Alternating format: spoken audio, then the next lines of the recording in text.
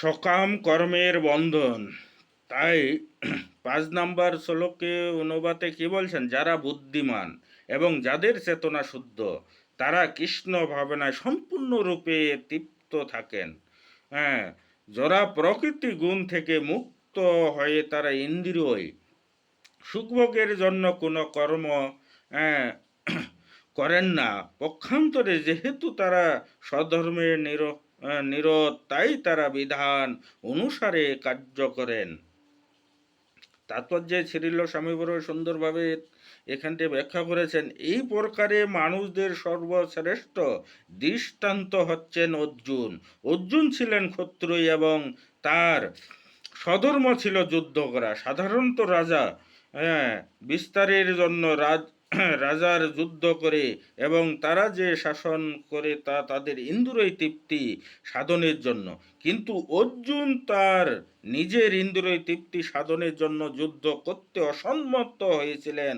তিনি বলেছিলেন যে যদিও তার আত্মীয় স্বজনদের সঙ্গে যুদ্ধ করে তিনি তার রাজ্য অধিকার করতে পারেন, তবুও তিনি তাদের সঙ্গে যুদ্ধ করতে চান না। কিন্তু যখন তিনি শ্রীকৃষ্ণ কৃতজ্ঞ আদিষ্ট হয়েছিলেন এবং ভগবদ্গীতায় শিক্ষার মাধ্যমে বুঝতে পেরেছিলেন যে তার কর্তব্য হচ্ছে শ্রীকৃষ্ণ সন্তুষ্টি বিধান করার, তখন তিনি যুদ্ধ করেছিলেন।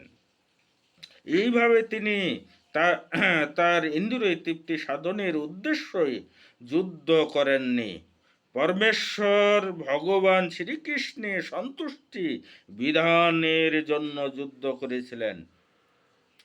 যে সমস্ত মানুষ তাদের ইন্দ্রিয় তৃপ্তির জন্য স্বধর্ম আচরণ না করে ভগবানের সন্তুষ্টি বিধানের জন্য তা করেন, তাদের বলা হয় নিঃসঙ্গ, অর্থাৎ তারা প্রকৃতির গুণের প্রভাব থেকে মুক্ত। নস্ত কর্মাণং শব্দটি ইঙ্গিত করে যে তাদের কর্মের ফল তারা ভগবানকে প্রদান করেন।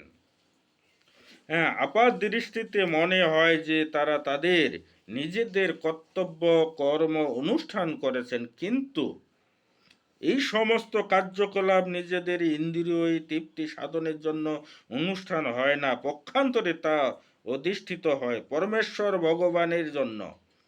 এই প্রকারে ভক্তদের বলা হয় প্রশান্ত, অর্থাৎ সম্পূর্ণরূপে তৃপ্ত।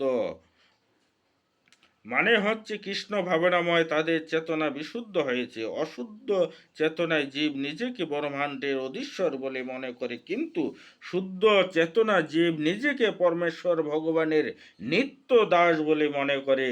নিজেকে ভগবানের নিত্য দাসের পদে অধিষ্ঠিত করে নিরন্তর ভগবানের সেবা করলে জীব সম্পূর্ণরূপে তৃপ্ত হতে পারে। জীব যতক্ষণ তার ইন্দ্রিয় তৃপ্তি ভগবানের সেবা করলে জীব সম্পূর্ণরূপে তৃপ্ত হতে পারে। জীব যতক্ষণ তার ইন্দ্রিয় তৃপ্তি সাধনের জন্য কর্ম করে ততক্ষণ তাকে সর্বদাই উৎকণ্ঠায় পূর্ণ থাকতে হবে। সেটি হচ্ছে সাধারণ চেতনা এবং কৃষ্ণ চেতনার মধ্যে পার্থক্য।